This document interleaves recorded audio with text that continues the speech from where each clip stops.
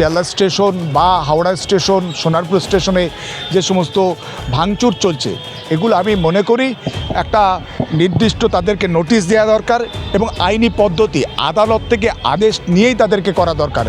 মানুষের জন্য আইন, আইনের জন্য মানুষ নয়। নির্দিষ্ট নোটিশ দিয়ে আইনি প্রক্রিয়ার মধ্য দিয়ে তাদের উচ্ছেদ বা সরিয়ে দেওয়া দরকার। দুম দাঁড়াক্কা মনে হলো বুলডোজার নিয়ে ভেঙে দিলাম, এটা কখনোই আইনের শাসন হতে পারে না। এটা আসলে শাসকের আইন, শাসকের মস্তানি। আমার মনে হলো ওটা ইল্লিগাল, আমার মনে হলো ওটা বিরোধী দলের, আমার মনে হলো একটা নির্দিষ্ট সম্প্রদায়ের ওগুলো, তারা একেবারে ঝান্ডা নিয়েই ছুটে চলে গেলাম বুলডোজার নিয়ে ভাঙতে।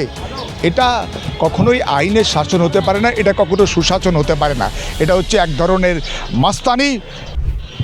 বিজেপি সরকার ক্ষমতায় আসার পরে বিভিন্ন জায়গায় বুলডোজার চালানো হচ্ছে। আমাদের শিয়ালদা থেকে শুরু করে হাওড়া এবং তপসিয়া, পার্ক সার্কাসের তপসিয়াতে বুলডোজার দিয়ে উড়িয়ে দেওয়া হচ্ছে, বলা হচ্ছে ইল্লিগাল কনস্ট্রাকশন। যদি সেটা ইল্লিগাল থাকে তাহলে নোটিশ কেন পাঠানো হচ্ছে না? এখন ব্যাপারটা হচ্ছে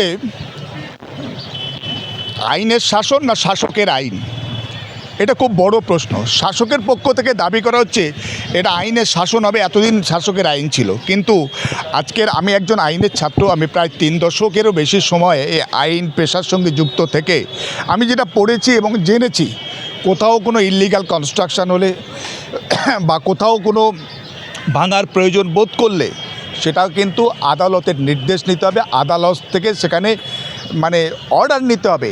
আপনি মনে করলেন এটা ইল্লিগাল আর আপনি গিয়ে ভাঙতে শুরু করলেন বুলডোজার দিয়ে, সেটা কখনোই কাম্য নয়।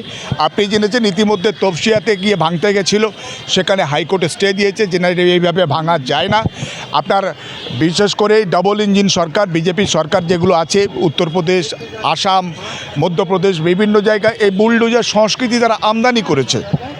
এবং দেখা যাচ্ছে বিশেষ করে আপনার ভোটের রেজাল্টের পরের দিনই উৎসাহী বিজেপি লোকজন, বিজেপি ক্যাডাররা, তারা সমস্ত এই পদ্মফুল মার্কা ঝান্ডা নিয়ে আজকে নিউ মার্কেট এলাকায় সমস্ত মুসলিমদের দোকান ভাঙা হয়েছে।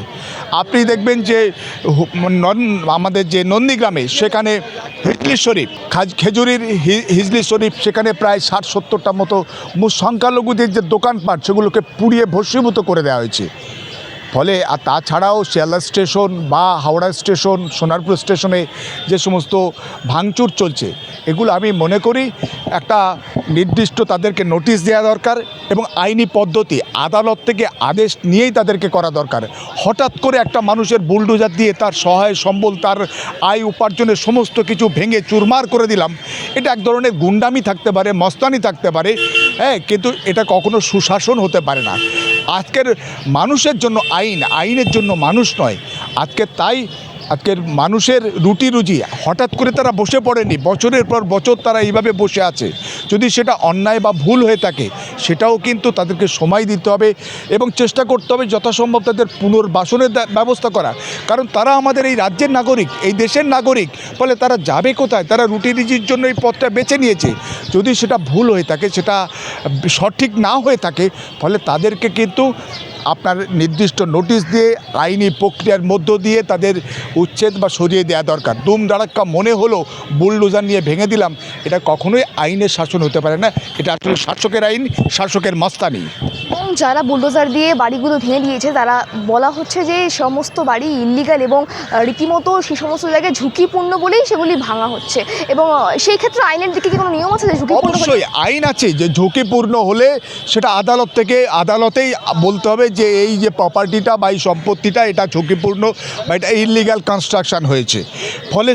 ফলে আদালত থেকে আদেশ নিতে হবে এবং আদালতের আদেশ নিয়ে সেটাকে, এবং অবশ্যই আদালত বলবে যে যেখানে মানুষ বসবাস করছে, ব্যবসাপাতি করছে, সব কিছু করছে, ছুটে গিয়ে বুলডোজার লাগিয়ে দাও।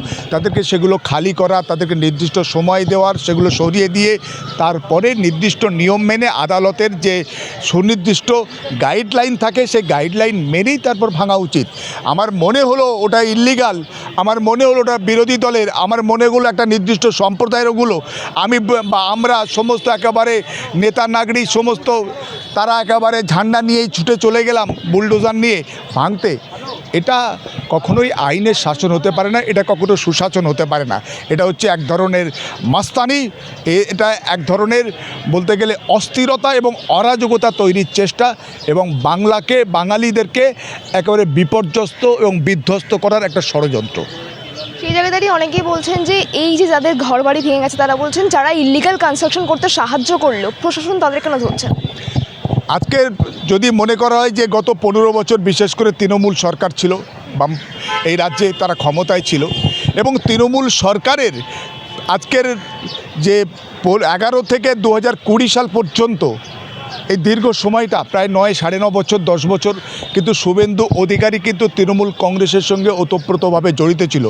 গুরুত্বপূর্ণ মন্ত্রক তিনি সামলেছেন এবং তৃণমূল সরকারের সমস্ত কাজকর্মে তিনি প্রায় 9 9.5 বছর কিন্তু তার ভাগিদার ছিলেন।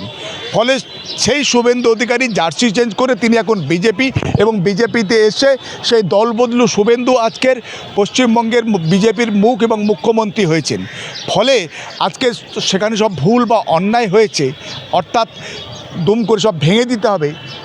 যদি ভুল হয়ে থাকে, যদি কেউ ভুল করে থাকে, আবার বলছি যে আইনি প্রক্রিয়ার মাধ্যমে সেই ভুল শুধরে দেওয়ার বা ভুল সংশোধন করার বা ভুলটাকে নষ্ট করার চেষ্টা করা দরকার। সেখানে হুইমসিক্যালি মস্তানি সুলভভাবে বা ক্যাডার নিয়ে গিয়ে বুলডোজার নিয়ে গিয়ে ইচ্ছা মতো কখনোই সেটা হতে পারে না। আইনের পেরিফেরির মধ্যে, আইনের নির্দিষ্ট সীমার বা গণ্ডির মধ্যে থেকেই আজকে সমস্ত যা কিছু করার সেটা করা উচিত এবং করা দরকার। এবং অবশ্যই ভাবতে হবে যে আমরা ওয়েলফেয়ার স্টেট, মানুষের কল্যাণের জন্য, সমাজের কল্যাণের জন্য, রাজ্যের কল্যাণের জন্য আমরা সব কিছু করি বা করতে হবে আমাদেরকে। মানুষকে কাঁদিয়ে, মানুষকে চোখে জল ফেলে, মানুষের ভাতের থালা কেড়ে নিয়ে, মানুষকে যন্ত্রণা দিয়ে, মানুষকে পথে বসিয়ে কখনো সুশাসন হতে পারে না।